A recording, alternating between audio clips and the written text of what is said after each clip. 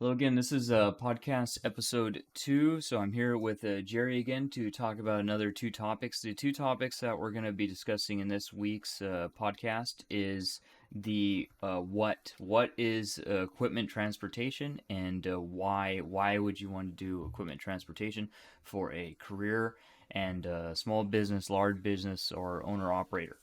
So first, we're going to talk about the what. What is equipment transport? So Jerry, if you can kind of explain what equipment transport is, what you are transporting, and where you're transporting it to, where you get it from, and kind of how this business works. Go ahead. Okay, so equipment transfer is transport is so any type of construction equipment that a customer needs to get their job done, whatever they're doing. We load it up, tie it down, and take it to wherever they asked for us to take it to. That's pretty much it. From excavators, forklifts, scissor lifts, um, bulldozers, boom lifts, anything. And then this is, but also people from our ride along. It's not even just construction sites. It's also small, like individuals can order and things like that. Yeah, like people at the house, like doing like working on Doing a their house. Yeah, pool or digging a pool or putting windows or right. So basically, if a customer doesn't have like a trailer or whatever, you can get the equipment to them for a fee, or right, they charge a rental yard, and well, the rental yard charges them, and then you charge the rental yard. yeah. So you can get the equipment there without the owner needing the truck, and also it's less liability for the company to get it there with you than to have the customer come there, rent a trailer, and then also have to rent the trailer. And also, we see that with the ride along with when we went to the high schools and colleges. I mean, it's also way less effort on their side to get the equipment directly to them um, in kind of a timely manner, and then be able to. What do you do? He had a forklift, and oh no, he came with the equipment and loaded all the attachment. He had a Oh yeah, bucket attachment. yeah. That first one, yeah. Yeah, yeah, Cause remember we bucket went to two attachment. schools, Yeah, we went to a we went to a middle school, and then we went to a it was either high school or high community school, and college. Redwood City. Yeah, yeah. So basically, you bring this equipment, and obviously you're using a rollback, so you're limited to what on the weight of the payload. Probably like anything under 25,000 is good. Anything under 20. So you're talking about you can have multiple forklift, and basically whatever fits you Yeah, can kind of whatever ship. fits So under that weight. you can probably you put a whole bunch. And when we did the ride along, you had all these scissor lifts and things to get up to high places. So that's probably the most common, right? Yeah, That and a tamper maybe, but tamper like you could put that in the back of a truck. yeah. Damper, not it's Well, even tamper once you put it in the back of well, the truck, how do you get it out, right? yeah, So because a lot of times tampers like customers will go pick it up because they're not trying to pay like $200 for a delivery fee right, or a pickup when they can fit in back of their pickup truck. You know. right, right. So but what would you say is your most common item? Probably scissor lift. Yeah, scissor lift, boom lifts, and forklifts. And then just regular run of the mill small forklift. Yeah, And like so warehouse forklifts. right. So I mean, these are pretty much every construction site needs something like this to move around. Pallets of concrete mix or tires or Yeah. anything like that. Drums of oil or large components, engine blocks. These things. You got forklifts, and then you have lights going out in big warehouses. They got to get up. And nowadays it's expensive to buy. Prices are going up. Buying this equipment outright is very Yeah, expensive now. yeah. So I feel better off like just boom renting it. lifts. Yeah, I feel like boom lifts and scissor lifts are like the most like the money makers because everybody uses them like from plumbers to electricians, HVAC, people Ice back is a good one. Yeah. swapping out lights, windows, painters. So like a lot of people want to get into high spots, and that's why they rent a lot of aerial. Do you by any chance know the kind of the history of the last 10, 15 years of obviously 10, but 15 years of rental, is trending up because, like we said here, the equipment is definitely trending up on Yeah. price, and also the cost to maintain it, labor. I mean, if you have it, okay, how are you going to get it worked on? Are you Yeah. going to have a mechanic come out there and work on it? Or are you going to have a dedicated staff to work on it? Where are you going to store the parts? Where are you going to service this stuff? I mean, you got oils and all these things.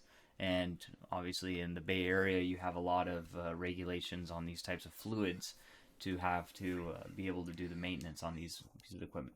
So I'd say, do you know by any chance? Yeah. So over here in the Bay, so right here in the Bay Area is actually like I think if not the busiest, but one of like the most busiest out of like all the states in the country Mm-hmm. with the rental and the construction. Mm-hmm. And it just went up too because all the tech companies are building like all their new Right, right. buildings, The chips, everything yeah, like the chips fund, yeah. they're so that like the rentals went up the roof with that, and then they don't care, they got money to spend, so they're renting for months. Right. And, I work in semiconductor. We're building a very, very large fab, and they don't have any space to store this equipment. Like, I think even in our shipping and receiving, they don't have any forklifts, nothing. No, They only have pallet jacks. So anytime they need they any rent it. piece of equipment, they got to Yeah. rent it. Right? And then obviously they're renting 100. Well, they have a construction company, and the construction company, they have. They take care of that, huh? Yeah, And they they take just care of charge that. Now the they do have a place to store it temporarily, but all that storage is outside. yeah. So they just probably rent it when they need it. And the same thing also, because obviously here we're talking about equipment and transport, but these trucks are very versatile, right? So I mean, at this fab construction, I've seen them carrying pipe, heavy wall tubing, any sort of building equipment, concrete. I've seen them. Yeah. Obviously, cars, large, heavy duty things like that. Or even here you can do like barriers, put barriers on there, Yeah. water barriers, the big barrels that they put at the edge of Yeah. the edge of yeah. French plates, all that. Right, right, Well, also, like you were saying, you guys only rent them when you use them. Also, if you own them and buy them, like you got to take care of the maintenance. right, You know what I'm saying? You have to hire right, mechanics and right. And then also these you have to register this equipment. yeah, So then also you got to handle yeah, registration, and then you got to insure it. Okay, all this stuff, and you got to do all these things, right? You got to insure it, make sure that somebody doesn't get into it and then cause damage to your yeah. facilities by getting into it. Um, does the yards that you've worked at in the past, maybe not necessarily this one that you work in now, but the yards that you have in the past, have they done those types of? So do you have do you move other things other than equipment, like other things for construction, like we talked about, like barriers, fencing, anything like Um, that? nah, I haven't, but I know people that have Obviously, you them. move the attachments. The Yeah, attachments we attachments. move, Um, nah, not that, but but I the mean, yard has it or doesn't nah, have the it? yard doesn't Oh, have it. the yard doesn't have it. Okay, okay. So That's a they have different. That pure. they have a different division for that. I see. Yeah. So this is a rental with the equipment, and the other one I think is called trench safety, which is they have all that you're talking about. Mm-hmm. And then Oh, I see what you're talking about. You're talking about the plates that go over the big old holes yeah, that and you they have the dig. barriers too, and all that Right, comes with right, it. right.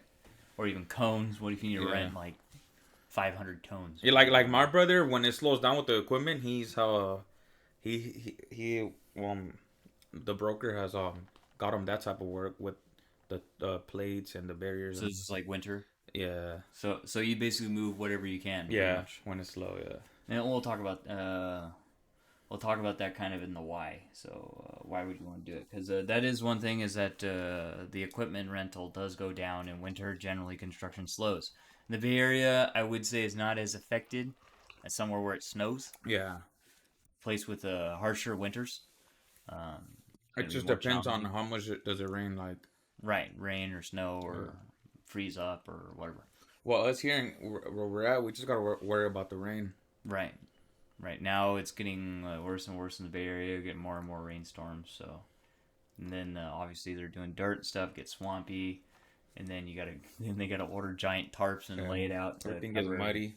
Yeah, gets muddy, and then also wreaks havoc on all this equipment. All this equipment's not really designed to go into ankle deep mud. Yeah, it'll get stuck. Yeah. Okay, so let's. I was 10 minutes talking about the what is heavy duty equipment transport. So let's talk about the why. So the why is kind of what are the upsides to doing heavy duty equipment transport? Obviously, we talked about this in the kind of the Q and A's, but let's do like a audio version. So what would you say is why have you stuck with it for this long? When I'm sure that you've had other opportunities. I know that your family is obviously you and your brother are doing it, so there's some camaraderie there, and obviously you're keeping the knowledge in. Maybe your son will do it. We'll have to see, but. What would you say about that? And it doesn't have to be just about obviously in this case we're talking about the images or the rollback, but this whole thing is kind of just equipment transport in general, which is you and like we talked about, you've never done freight, so everything that your entire experience is all heavy duty, obviously work in the yard and heavy duty equipment Yeah. transport. So not always rollback. It's varied from truck trailer to semi truck trailer to rollback, right? So, what would you say is the benefits of doing equipment transport, heavy duty equipment transport, over a traditional 9 to 5? It's just more money. It pays more. As a like you're more local, and you just I feel like if you do freight, like what, like it's to me it's kind of boring. Well, we're talking about here. We're talking about like in general, like all the different. Because obviously with this, college degree is not required, associate's not required, master's, Oh, you're talking about doctorate. everything? Yeah. So you could. So I've talked to you about what I've seen the benefits are of these. With me, I have a bachelor's of mechanical engineering, and I work in an office from 8 till you know, probably eight Okay. to seven. I don't see the sun, right? Yeah. Don't get to see a lot of places. You've basically seen way more of the Bay Area than I have, right? And I've Yeah. born and raised here, so it's like so what would you say as far as that, as far as like not necessarily equipment transport versus freight, but just equipment transport versus other things, Oh, kind of like cause all the other 9 to 5 with a high school diploma, and obviously you got to get your CDL. So yeah. Probably because this was the first thing I was introduced to, and I just stuck to it honestly. But I did think like in like sometimes, but like, oh, I want to try something different, or you know what I mean, like I'm tired of driving, or I want to try something new. I do the same thing every day, but I just never like I never really like looked like to see what else is out there. Because it's like if I go somewhere, I'm gonna have to start from the bottom right, as an apprentice, and then the pay's gonna be very low, and right. I gotta, what I'm saying, like make my way back up to the top. But that's why I never really tried. But no, yeah, that's why I just stuck to this, and I'm like, I gotta get this thing. I gotta get like to the very top, which was buying my own Right. truck, being the owner But I mean, operator. this growth is pretty quick. I mean, I don't know if I told you, but I think the average. I looked at the average of the last since 1993, and the average raise is 10%. Sorry, 1% per year is the average raise, while the average house in United States average every state is 10% per year. So if you don't have some sort of job that grows at 10% average per year, it gets difficult, right? Yeah. So, I mean, with this, you started off you started working at a yard. Obviously, you're probably getting paid what, close to minimum wage probably back then. It was still more than minimum wage. It was way more still. Hmm. And obviously, physical labor. But standard, that was salary or hourly? Probably Hourly. hourly. So everything that you've done so far with this is even when you're driving is hourly. Yeah, hourly. And then obviously now with owner operator, you're hourly. You Yeah. charge the broker hourly. So you work more, you get paid more. So obviously this is but with obviously you're owner operator, there's no overtime. But when you work for the yard, there's overtime because that's legal, Yeah. right? So at least there's that. I mean, you're not stuck in a salary like, hey, if I work harder, if I optimize this, if I do more routes, if I do all these things, I get paid the same. That's not how this works. Yeah. And you can put in, and you could, and you have put in hours to basically make whatever level you want. Because this is not what you're doing, but I'm saying that you could ask the broker and say, hey, this is what I'm interested in doing per day, and let's not go over this. But in this case, you're saying, hey, give me what you got, give me all that you got. I want to Yeah. build this, right? And like you said about, stop driving. I mean, obviously, this is a lot of stepping stones. I mean, a lot of people start out driving, and then they build up a fleet. They got a central hub, or maybe even you become a partner at or a co-owner of some lot, and you run your own trucks, or however it is you want to do it. Or you talked about becoming a broker yourself, and then broking your own work, and then as your work exceeds what you can do, you can bring on more truckers into your fleet to give work there, and then build your reputation with more and more yards, more and more rental companies. So I mean, there's a lot of avenues to this, and then obviously even the broking. I don't know about your broker, but like, how big is that organization for him to broke? Is it just him, or he has an accountant, or what other things? It's just him and his wife. Just him and his wife. So obviously that went from one person to two people, right? And then he does his own driving. He did his driving, Yeah. and then he became broker. So it went from one person to two people. So, and then you can scale. So basically, you can kind of, with this, you can kind of stop at any point and keep optimizing it. Obviously, you said that luckily with this, you're not locked in, you know, with the prices. You're losing money because of gas, because generally the price adjusts, right? So, Yeah. I mean, basically, it's, and this is not like some sort of manufacturing, because when you come back to your house, you still have your truck in the same, relatively same condition. Obviously, it's depreciating in miles. So, I mean, most of it is profit other than gas and maintenance.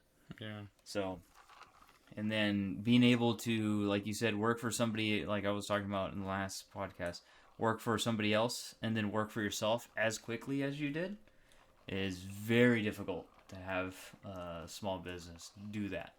Obviously, you spent the time to do that, but some of these companies, like for me, if I wanted to come up with my own thing, my company that I work for has some ownership of that, because came up with it while I was employed there.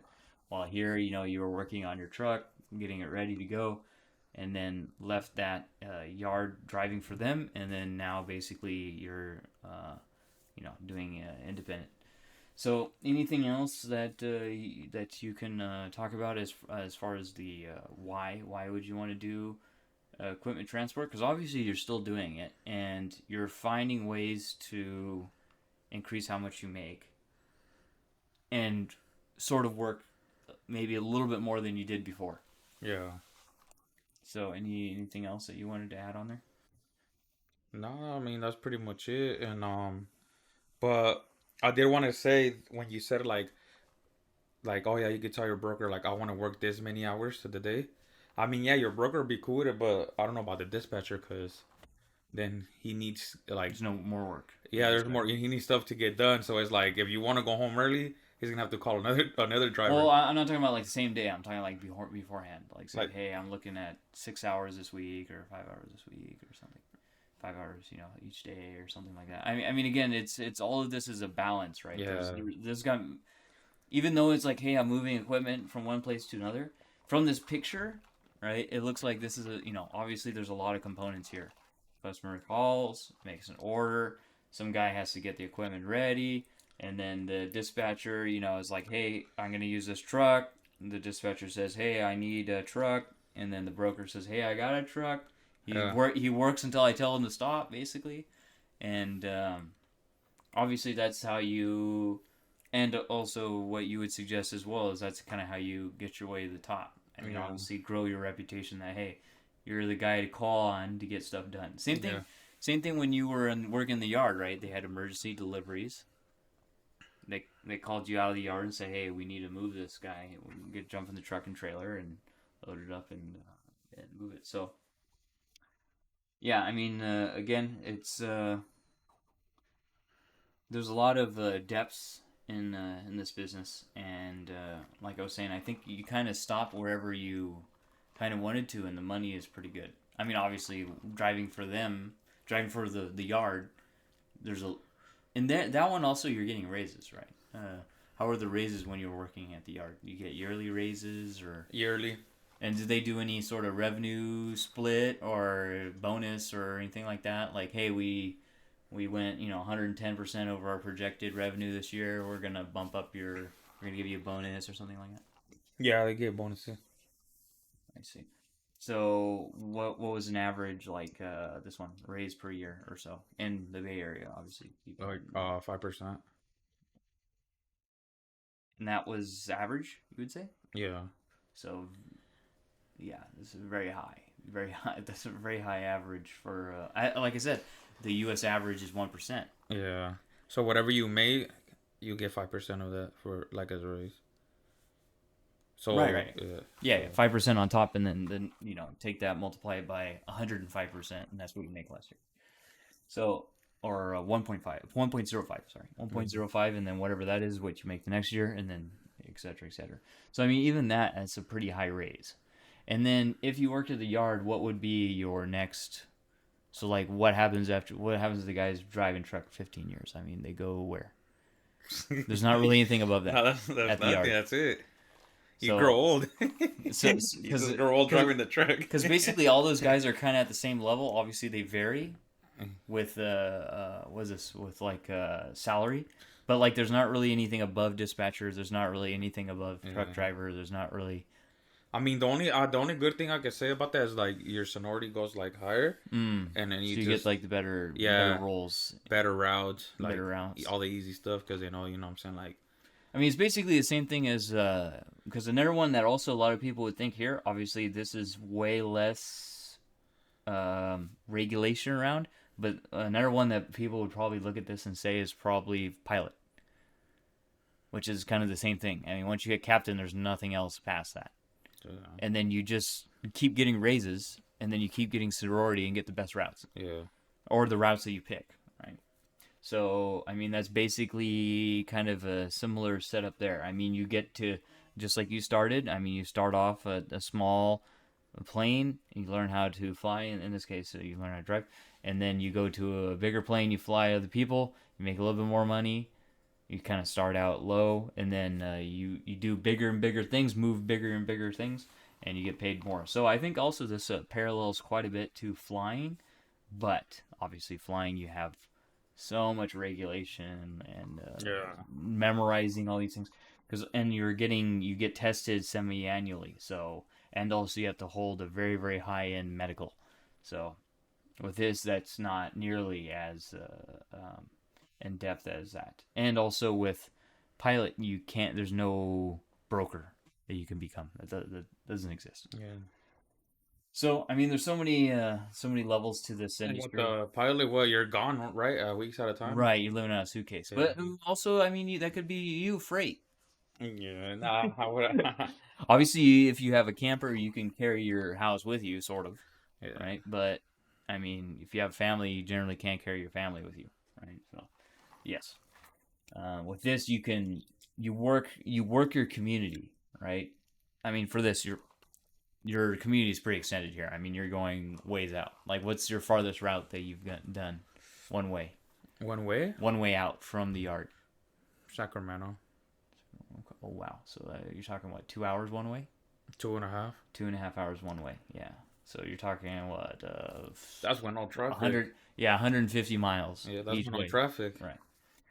Right. So 150 miles one way. So I mean, you're working your community. I mean, you see a lot of these. You see a lot of your community, and again, like we were talking about before this podcast started. Everything is that everywhere needs these construction equipment. So as long as you have your truck and you're licensed to drive there, and you have your CDLs valid there, I mean, you can pretty much work anywhere. So if you go here and you move to the East Coast, you can work. You go here, move Central United States, you can work. You go here, go to the South or go to the North, you can work. Right? Obviously, each place is going to have different things. Talking about this winter, right? Winter will be affected more Yeah. depending on different places. But yeah, and then for owner operator, you own this truck outright. I mean, Yep. and the pay is really good. I mean, can you talk a little bit about the pay of owner operator Well, what I made In the Bay, in of the course. Bay. Yeah. Well, what I made in a week at the yard, like as a 9 to 5, I make it in a day as an owner operator. So when you were talking about in the yard, you're not talking about working the equipment in the yard. You're talking about driving for the yard. What was that? When you're talking about when you were working for the yard, you're talking about when you're driving for the yard, Yeah, yeah, not the equipment yeah. for the For a yard. company like Yeah, under like a. right. So So yeah, that's I mean, so that's 5 times basically, yeah, and you own the truck, and the truck maintains its value, and then you or relatively maintains its value, and you can become a broker and then start making even more money. So I mean, yeah. You can make, and yeah.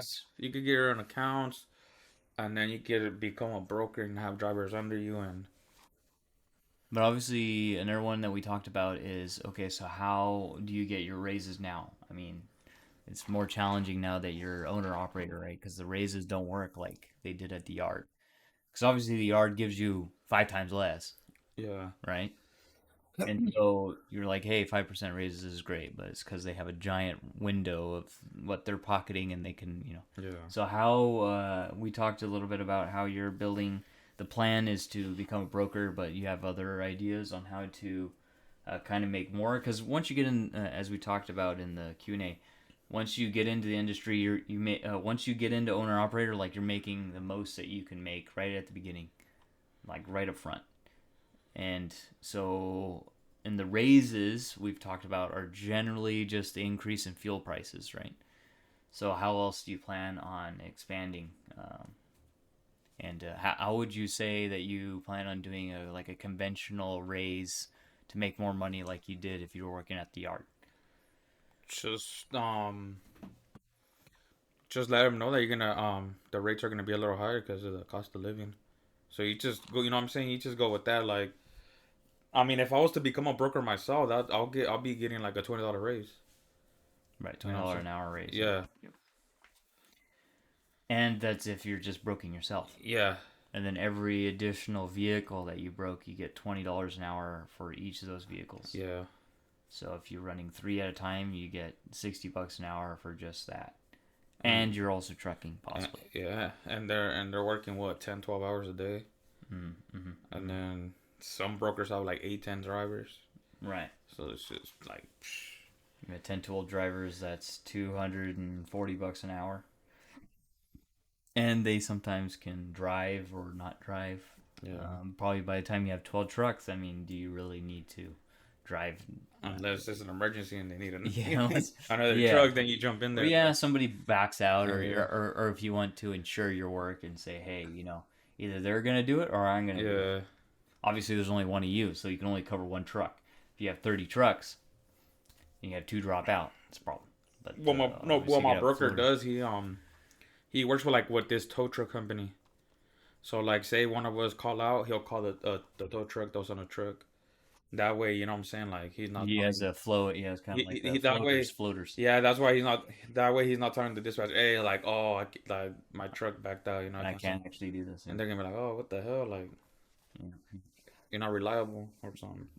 Okay, so that's another podcast down. So thanks for joining us for this week's podcast. We'll talk more about heavy duty equipment haul next week, and I'll see you guys in the next episode. Thanks for Jerry for joining me, and we'll see you guys in the next one.